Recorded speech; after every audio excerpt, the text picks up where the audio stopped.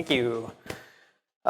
So I guess just before I get started, a little bit about myself. So hi, my name is Christopher Roach, and I've been at LinkedIn now for like 2.5 years. I guess I should probably give a quick plug since they paid for me to come out here. So great place to work. I've been working in Python nonstop there for the past 2.5 years. I create basically our company's internal application system. So if you apply there and you get a job there, you've gone through my software. So a little bit about the talk, kind of like the catalyst. I want to give you the idea of what made me actually propose this talk. So whenever I started using Matplotlib the very first time, I've put together a few pieces of data here and there and stuff like that, and I pretty much do the exact same thing every time. I'll go in, I'll find a tutorial that actually tells me exactly what I need, copy and paste the code, I've got my data, and then I move on and go somewhere else, And then 2 months later, I come back and I have to do something else with it, and I do the exact same thing again, and I never feel like I'm getting any closer to actually understanding Matplotlib. And there's good reasons for that, and I want to go into a few of those today.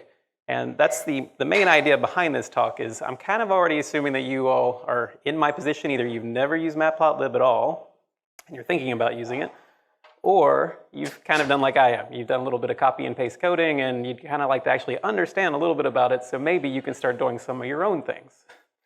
So with that in mind, I want to kind of get some of the roadblocks that I faced out of the way, and this is the outline that I'm going to try and use to do that. So we'll start off by just giving a quick history of Matplotlib to kind of understand where it came from. You need to understand where something came from if you want to understand where it's going. We'll look at the anatomy of Matplotlib, so we'll try to actually understand a little bit about what's going on underneath the hood. 30-minute talk, so we're probably not going to get too deep. The interfaces of Matplotlib, and this is the one that always trips me up. I had no idea that there was actually multiple interfaces to Matplotlib. So I'd look at one tutorial and it'd do it one way. I'd look at another, it'd do another way. It's like, what's going on? Am I just like seeing the old way to do things? Am I like seeing the new way? I mean, like I never quite was sure what was going on until, there's 3 interfaces. So we'll talk about each one. You'll learn when to use which. Then we'll look at the most prevalent interface, the one that you'll probably use most of the time, which is the PyPlot interface. And we'll get slightly geeky in that one by looking at some of the stuff that it does underneath the hood. And then finally, we'll look at some of the uses for Matplotlib. Basically, I'll just give you a few demos of some things that I put together. So that's it. That's our whole goal for this talk. So let's go ahead and get started with the history of Matplotlib. So Matplotlib was first created by this guy, John Hunter, which unfortunately, he's no longer with us. He created the library back when he was doing his postdoc research. He was basically doing research into, okay, I'm going to try and get this word right, electrocorticography analysis. He would actually take basically, from what I understand, EKG images of people with epilepsy and try to analyze that. And he was using a proprietary piece of software at the time, which he had what he referred to as the dongle problem in a chapter of a book that's really great on open source architecture. I'll have links to it in the slides. You all should actually read the actual chapter. But the dongle problem was essentially you have this one piece of software that everybody needs to use. They paid a fortune for it at the university, whatever he was at. And to use that, you actually had to have a physical USB key that you would plug into your computer and give you access to it. So only one person could actually use this software at a time. And it was extremely frustrating to him. And he's like, I've got to get rid of this problem. So of course, where he goes is MATLAB. MATLAB is the language that you use if you're doing biomedical research, right? The only problem with that is that MATLAB basically views the world in one way. It sees an array of floating point numbers at all times.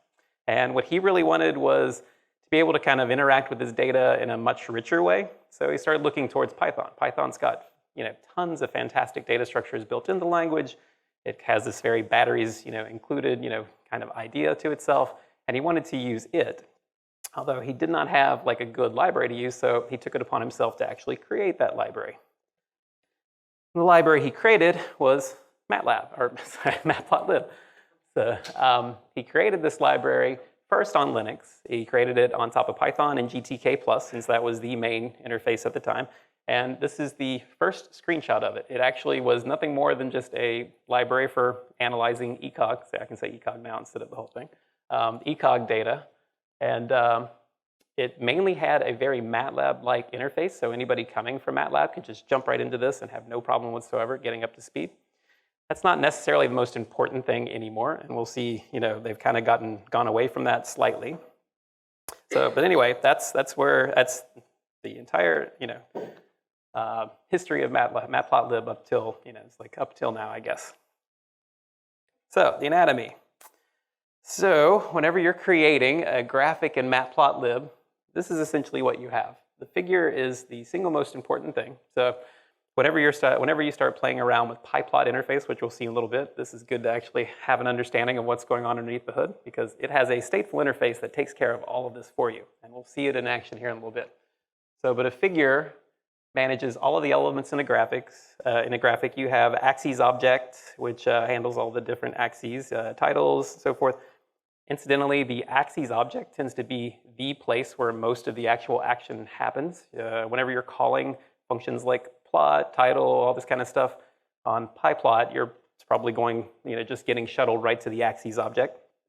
But anyway, the main thing here is that a key architectural decision here was they wanted to separate kind of the idea of creating a figure from actually producing that figure in some sort of form, either in a GUI or PDF or PNG or whatever. And that's what brought them to this idea of having 3 distinct layers. So the very first layer is the scripting layer, which if you actually used Matplotlib, this is probably the one you've used the most. This is the PyPlot layer. The artist layer is essentially, it's actually a really good way to describe it. The artist is kind of the one that knows how to paint the picture. You can kind of think of the back end as being the canvas itself, and it knows how to actually like render itself onto a PNG or something like that. And the artist is the one that's actually going through and painting each point and line and everything onto that canvas. You'll see, actually, I'll go into another thing in a little bit about the object-oriented API, but that is pretty much how it acts. If you notice the lines going straight down, this is also a big thing. Each layer knows about the layer below it, but the layer below it does not know about the one above. So it kind of separates, a lot of this detail and decouples a lot of these layers. So it's very easy to actually create a new backend layer. I wouldn't say it's necessarily easy, but it's easy to add one in. So you see things like MPL D3, which now we actually have a D3 library that turns your Matplotlib graphics into something on the web. It's just easy to do that because of this architecture. So that's how Matplotlib is put together. Let's now look at the 3 interfaces. So the first is the PyLab interface. And if you looked at any of the tutorials online, this is the one, in the past few years, this is the one that you probably had seen the most. It's actually changing quite a lot. Every time I look now, I see mainly PyPlot. That's fantastic because this is deprecated. And the reason for it, actually I'll go into in just a second. The other 2 are PyPlot and the object-oriented API. But the reason for it being deprecated is that it actually imports everything into global space. If you look at it, you'll do a from pylib import star, and you've got everything. It imports everything from PyPlot. It imports everything from NumPy that you need. It's hard to figure out. It's very obscure code, right? It's hard to figure out what comes from what. The nice thing about it is it's very, it's the least verbose out of all the packages that you can use. And honestly, the idea is when you should use this, probably never, because it is deprecated. It does actually come with Matplotlib, but it's no longer officially supported by Matplotlib. That said, I will actually put up an argument that if you pop open a command line and you're just kind of going through and examining some data real fast, it is kind of nice having everything right there and not needing to import everything. So I still see a use for it there. So don't feel guilty if you decide to use it that way. Just don't write any code that anybody needs to maintain with it. So the PyPlot interface, the difference between it is mainly just namespaces. Namespaces are a great thing, right? If you look at all the code, you'll actually see PLT or PyPlot dot whatever. If you want to use a NumPy function, guess what? It's not there. You have to import NumPy. So now when I look at your code, I can tell what's going on, and it's very easy for me to follow along and understand everything. So PyPlot is the way to go. The only con with PyPlot is obviously less control. It tries to take care of a lot of things for you. It's a very stateful interface. It takes care of building a lot of the actual back-end objects for you and stuff like that. And there's things that you just don't seem to have as much control over whenever you're doing PyPlot. So question is when to use PyPlot, and I'm going to say for just about everything. Most of you will probably always use PyPlot. You very rarely find that you need to use the object-oriented layer. Small batch visualizations, interactive data exploration, all that kind of stuff is perfect for PyPlot. If you're writing scripts, PyPlot. The only time you really need to jump into the object-oriented layer is if you plan on embedding your Matplotlib output or whatever into, say, like a GUI, a web application, something along those lines. You need a lot more control. It's a good time to actually drop into, you know, the lower level object-oriented layer, which, by the way, is essentially just the artist layer. It is a little bit of a mixture with the PyPlot layer, but you can kind of think of the OO API as the artist layer. Also, for large batch visualizations, if you're doing like just a ton of, if you're drawing just a ton of visualizations, it might be a good idea to switch to this one. You have a little more control over memory management and stuff like that. So, and we'll see an example of how, you know, you can get burned using PyPlot with memory in just a little bit. So, those are all the interfaces. As I said, PyLab, don't worry about. Object-oriented, a little too low level for us here. So we're just going to quickly look into the PyPlot interface and see what it has to offer. So what Matplotlib describes as the scripting interface. So what is it? Well, it's still MATLAB-like. So hard saying Matplotlib and MATLAB back and forth. Still very MATLAB-like. The only difference is that now instead of just calling the procedure directly, you actually have the PLT or whatever in front of it. It's procedural and it's stateful. So the question is, you know, what do we mean by stateful and procedural? So here you can see an example. If I want to call or create a new plot, so I have a bunch of data. I want to create like a line plot or something along those lines. So I call plt.plot. So I've already imported my PyPlot module. What happens on the back end is first thing it does is it say, okay, get me the current axes object or whatever, right? So it calls this GCA function. So get current axes. Remember I said the axes object's where most of the action happens. And what that does is it goes off and says, okay, well, you know, an axes object has to be attached to a figure. So it calls GCF, give me the current figure. And then the next thing that it'll do is it'll go off and it'll check this stack. Kind of drives me crazy that it's actually called active queue, but it's essentially a stack. And it'll look for what the top of the actual stack is. So if you have a figure, like in this case, we have 3 figures here, it'll pop the one off and return that whenever you call the GCF function.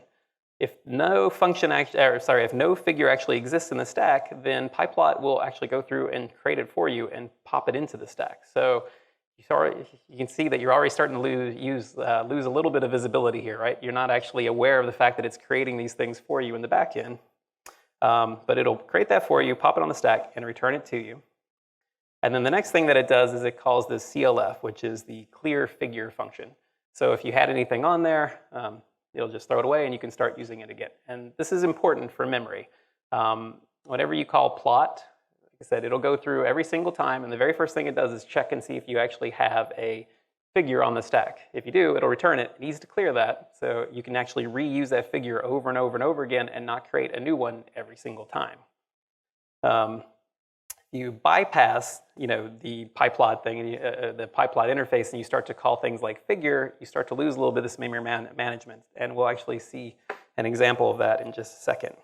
So, demo time. Always the most interesting part of the talk, right? Because everything starts to fall apart. So let's see how this works out. So, might be a little bit hard to read. I think. Actually, you can skip all the text. The only interesting part is the code. The reason I have all this text up here is, actually this is a little bit of a shameless plug. I'm actually working on a course for O'Reilly, so this is the code that'll go along with it. So feel free to check it out whenever it's done. So anyway, this is how you set up and import PyPlot. Now this is another thing you'll see all over the place. There is a canonical way to import pretty much everything in the Python scientific stack. If you're not aware of that, this is pretty much the way that you see it done everywhere. So it's just kind of nice to continue on with that. So always import as PLT. The line above it, if you're not aware, if you're not really used to messing around with Jupyter notebooks, basically just sets up the notebook to show all of the output inline. By the way, there's the latest version of Jupyter notebooks, if you do use them, also has, I think, a Matplotlib notebook option, which makes the graphics now somewhat interactive and everything, which is pretty cool. So check that out. The next thing is I call plt.ion, and that's really just if you're doing this in the terminal. You can kind of ignore that here, and that's just to turn interactive mode on. And then finally, this is something that really drove me nuts. So I see a lot of people are on Macs here. So if you have a Retina screen, this is really nice because I hated looking at all my graphics in this fuzzy, image on my screen and everything. So definitely remember that. So we'll go ahead and run that to import everything. And I'm going to go ahead and import the NumPy library. I'm just going to use some of the random functions to create some data. And then down here, I'm going to loop through 3 times, calling plot. I'm going to plot some different random data each time. And then I'm going to add a title at the very end. Let's go ahead and run that. All right, and now the thing to notice here is that I've actually made 4 different interactions with PyPlot, right? I called plot 3 times, and I called the title 1 time or whatever, and it knew the whole entire time to keep everything on the current figure.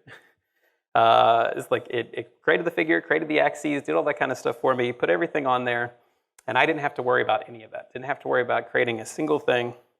And also, I didn't have to worry about actually telling it when to show my graphic. And that's because by default, whenever you call Matplotlib inline, it turns interactive mode on. This was another big, sore spot for me whenever I was learning, going through and learning Matplotlib, because I would try something out on the command line, and it's like, why do I have to keep calling plt.show? It's like every time I'm on the notebook, it just automatically shows up. I didn't realize it's because it was turning interactive mode on for me already. Ugh, so annoying. So if you're curious, you can actually play around with it a little bit. I can just show you an example here. I can turn interactive mode off. There's actually a function to check if you're in interactive mode. You can see that I'm no longer in interactive mode. And then we can actually see an example. If I call this, it won't actually show up. All right, so it does show up. And there's a reason for that. This is all planned. So in a Jupyter notebook, it actually goes through and does a little bit of extra stuff for you to get the actual thing to show up, to actually turn on interactive mode. So I have to, if you actually do want to turn this off, and from time to time, there is a good reason for this. Let's say you're doing a tutorial and you want to show step by step and then a little bit of text, another step, a little bit of text. You want to actually turn interactive mode off. This is how you do it. You first have to get a hold of your current Python shell, your IPython shell, calling get IPython. And then you're going to pull in this flush figures function, which is basically what gets called whenever you execute a cell. It has a event listener on post execute, and you're just going to remove that, and boom, everything works from that point on. Now this is going to look really bad if I hit this again and it doesn't work. There it is, it doesn't show up. Now if I call plt.show, there you go, you have your graphic. So let's take a look at memory management. So this is the little piece that I was talking about before. Go ahead and import everything again. So I got NumPy and everything here. So now what I'm going to do is I'm going to loop through a few times and just call the figure command. And then I'm going to try to print out a histogram. Let's see. I'll go ahead and run that. And notice that I get a warning up here. It's telling me that I have too many figures. And there's a reason for that. If you look here, I have there's actually a setting for this in RC params, by the way, but I have it set to 20 figures. That's the max amount that I'm allowed to have at any one point in time. And you can see I've conveniently decided to loop 21 times. So, and if you look here, you can see this is basically the stack that I was talking about earlier of all the figures. So I have 21 different figures in here. That all comes from the fact that I called plt.figure. Whenever I call that, I'm basically not necessarily bypassing what PyPlot is doing for me. I'm just creating the figure before it even goes to check if it's there. So imagine I already have a figure on the stack, and then I call plt.figure. That figure command actually creates the figure and pops it onto the stack. So when the GCF is called, it gets the one that I just created. Looks find it. So it basically clears that and does it. I call figure again, another one on the stack, and I just keep adding them over and over and over again. So the way to deal with that, and if you hold on just a second, I got to restart the kernel because it only shows the warning once, so I could actually cheat you and make it look like I got rid of it. So now, if you notice, if I call close, it'll just close whatever the current figure is on the stack, and you'll get your memory back. So if I run that again, this time no warning. And if I call get fignums, no figures in our stack. So this is the way if you're writing an actual script and you want to produce a 100 or so, different visualizations, you want to make sure that you're doing this. Otherwise, you may find out that you ran out of memory sometime in the night. All right, so another quick example. I did at least want to go through one, like what I thought was kind of a cool demo. Kind of this out of the ordinary things that you can think you can do with Matplotlib. I mean, obviously you can throw up a histogram, you can throw up a line plot and everything like that, but one of the things I like to do is map data, and I thought that would be a cool example here. And I'm not necessarily going to go into what a map projection is, just know that there's an issue with taking anything that's a 3D object and flattening it out onto a 2D surface. You get something that looks like this, right? So Africa, actually much bigger than what you think. But anyway, with that in mind, come over here and I'm going to skip this one. All right, so what I've done is I've taken a look at some of the unemployment data during the Great Recession that we just recently went through. And, you know, I know I'm in Canada. This is going to be a little bit US-centric, sorry. So let me go ahead and import everything in here. And I'm using a library called BaseMap. Fantastic library, check it out if you need to map any data. It was mainly created for like oceanographers and everything, so it's very hardcore, which is why you need to understand the projections. It gets a little hairy trying to create your own map projections. But anyway, I load in the data here. So we got all of our unemployment data in. So, and what am I creating a color function? Oh. Basically what I'm doing, Matplotlib comes with a bunch of color maps. One of them is the heat map, and I'm using that here to create just a function that you can kind of pass in and get a color value back for, you know, an unemployment number. And here is all of the actual states. I have to pull in we have a FIPS code. I don't even know what that stands for, to be honest, but it describes what each one of the states and counties and everything is. And we'll go ahead and draw our choropleth. This one takes a little bit of time to run.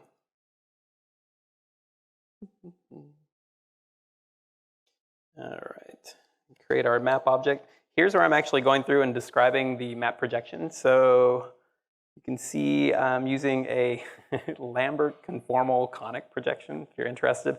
And you basically have to describe like lat-long boundaries and everything. The nice thing about this is if you're doing this, you can actually pull up Google Maps and like right-click on a corner and actually see the lat-long and just pop it in. So it actually makes it pretty easy to do all this. Then you have a shape file for all the counties that you need to pull in. This one actually takes a little bit of time to read. There is a library called Shapely that you can use if you need to actually interact with shape files, create new ones, all this kind of stuff. But the nice thing about BaseMap is it at least provides you with the bare bones basics that you need to read in a shapefile. Let's see, come on. Maybe I should have already had this one up and running. There it is.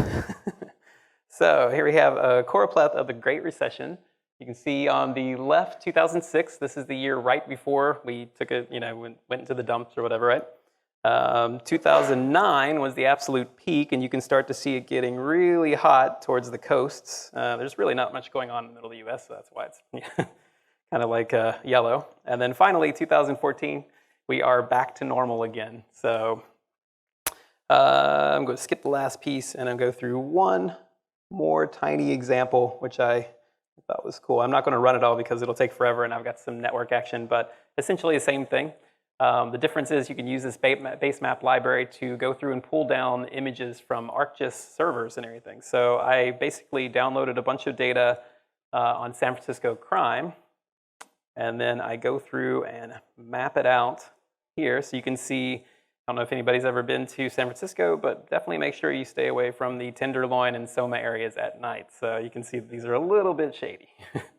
So, and then down here I just pull in, just try out a few other graphics, see what it looks like. So here's a satellite imagery one. And then this one's from a different server other than the Arcgis one. This one's actually provided by the government. I thought it was cool because it shows some terrain and everything. So anyway, those are all the demos.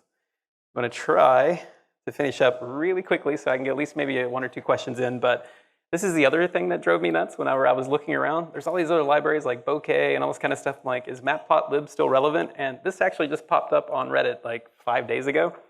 Still alive and kicking. I also love the fact they leave the D off of and. But anyway, yes, it's still alive and kicking. There's a ton of stuff going on. There's a 2.0 version coming out soon. And all these fantastic libraries being made for it. If you haven't seen Seaborn, it's a gorgeous library. It actually provides a more high-level interface on top of Matplotlib, so you can kind of concentrate on statistics instead of drawing all the figures and everything. ggplot2 by this group YHat. It's basically, if you know R and you know the grammar of graphics, this is a, it's like I see someone's happy about that. This is a Python version of it, and it's very nice. Jake Vanderplas has this library called MPL D3, which will actually turn your Matplotlib into D3, like I said earlier. And there's actually an interface for bokeh as well if you want to interact with that. Finally, there's Spire. If you're on the R side of things, there's Shiny, which allows you to kind of do interactive statistics and everything. And there's Spire that does the same thing. It's all, fantastic. And in the new 2.0, they're actually coming out with better default looking, colors and everything. So your images don't look as bad as the ones that I had up there. And also custom styles. You can customize everything yourself. So, you don't have to stick with what's actually there. There's, let's see. Anyway, I'll let that run up, and then I'll let you all ask questions. You can see like there's a ggplot2 style built in. There's a 538 if you like the 538 block. That's it. 3 minutes left. Any questions? Sorry if I went way too fast. I was trying to get everything in there. Thank you.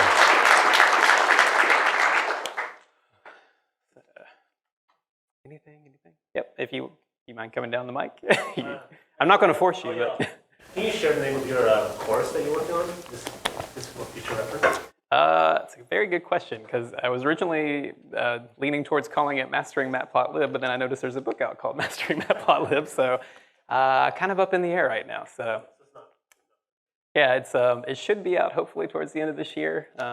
And I'm planning on getting the actual, all the code that I did here and everything up as soon as it's like cleaned up and everything, but it'll be all on GitHub and free, anybody can check it out. So, and a lot of the actual scripts and everything are embedded in the actual code, so you could pretty much almost just like read the entire thing online or whatever. So, yep, yeah. Do you use this in your day-to-day work, and what do you use it for? Oh yeah, yeah. It's basically so.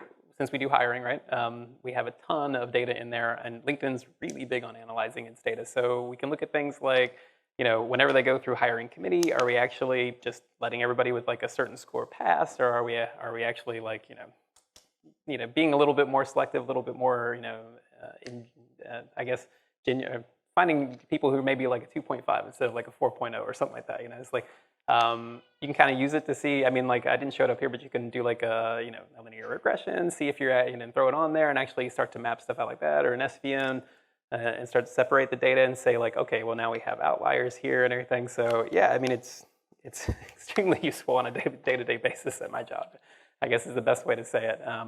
Yeah, I think I have to jump off.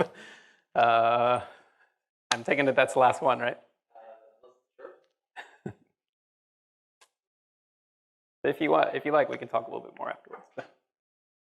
Yep. What's your favorite palette? What's my favorite what? Palette? Oh, I don't know. Actually, to be honest, a lot of times I'll just go to Color Brewer, and there's actually like there's a Matplotlib, I think it's called Palette Brewer or something like that, and it actually implements a lot of the Color Brewer stuff in there. So I'll just try to do that a lot of times. I'll take an image and throw it in there and see what it gives me back. So.